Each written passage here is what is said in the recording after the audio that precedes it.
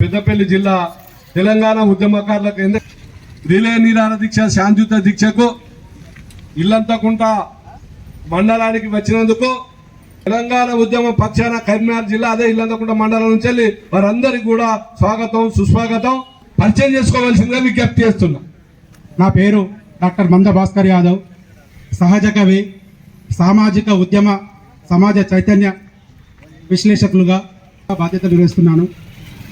ఉద్యమకారులు తెలంగాణ ఉద్యమకారుల ఫోరం వ్యవస్థాపక అధ్యక్షులు డాక్టర్ సీనన్న మరియు మా ఉత్తర తెలంగాణ పెద్దపల్లి జిల్లా అధ్యక్షులు గుండెటి ఐలన్న మరియు వివిధ జిల్లాల నుంచి వచ్చిన ఉద్యమకారులకు ఉద్యమ సోదరిమణులకు ప్రతి ఒక్కరికి ఉద్యమాభివందనాలు తెలియజేస్తూ ఈరోజు కరీంనగర్ జిల్లా ఉద్యమకారుల నిరాహార దీక్ష చేపట్టిన ఇక్కడ ఉద్యమకారులు కాదు, స్వాతంత్ర సమర యోధులు, వీరులు ఉద్యమం లోపట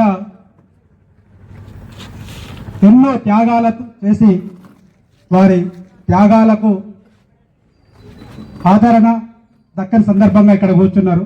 మరి ఈ సందర్భంగా మరి తెలంగాణ సాధన కోసం 14 సంవత్సరాలు నిరంతరం తిండి నిద్ర ఆహారాలు మాని తెలంగాణ వస్తే మా బతుకులు మారుతాయని మరి ఒక సైనికుల్లాగా తెలంగాణ కోసం పోరాడి తెలంగాణ సాధించిన ఇక్కడ ఉన్న వాళ్ళందరూ వీర సైనికులు, వీర యోధులు. మరి తెలంగాణ కోసం అసూలు బాసిన అమరుల త్యాగాల ఫలం, తెలంగాణ కోసం కొట్లాడిన ఇక్కడున్న వీరులు. మరి ఈ కార్యక్రమాన్ని చూస్తున్న ఎంతో మంది ఉద్యమ వీరులు. మరి వారికి దక్కినదెంత, మనం అనుభవిస్తున్నదెంత? గత ప్రభుత్వం ఉద్యమకారులను విస్మరిస్తే వారిని గద్దెదించి ప్రతిపక్షం లోపల కూర్చుండబెట్టడం జరిగింది. మరి ఈ ప్రభుత్వము మాకు అధికారం ఇవ్వండి, మిమ్మల్ని గుర్తించి గౌరవించి ఉద్యమకారులకు సముచిత స్థానాన్ని కల్పిస్తాం, మిమ్మల్ని హక్కున చేర్చుకొని మిమ్మల్ని స్వాతంత్ర సమరయోధులుగా గుర్తించి మిమ్మల్ని మేము అందరం ఎక్కిస్తామని మరి మేనిఫెస్టోలో పెట్టి ఇప్పటికీ 2 సంవత్సరాలు పూర్తయినా మరి ఈ అంశాన్ని ముందుకు తీసుకురాకపోవడం ప్రతి ఉద్యమకారుని మనసు కలిసివేస్తుంది.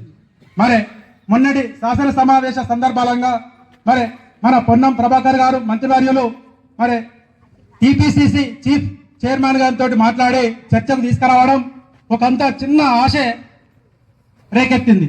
మరి దీన్ని ఇప్పటితో అందరితో ఆపకుండా ఈ ఉద్యమకారుల ఆశలు ఆకాంక్షలు నెరవేరే విధంగా ఫస్ట్ మీరు ప్రతి ఒక్క ఉద్యమకారుణ్ణి గుర్తించి వారికి స్వాతంత్ర సమరయోధులుగా ఫస్ట్ వారిని గుర్తించి తర్వాత మీరు కార్యక్రమాలు చేయండి.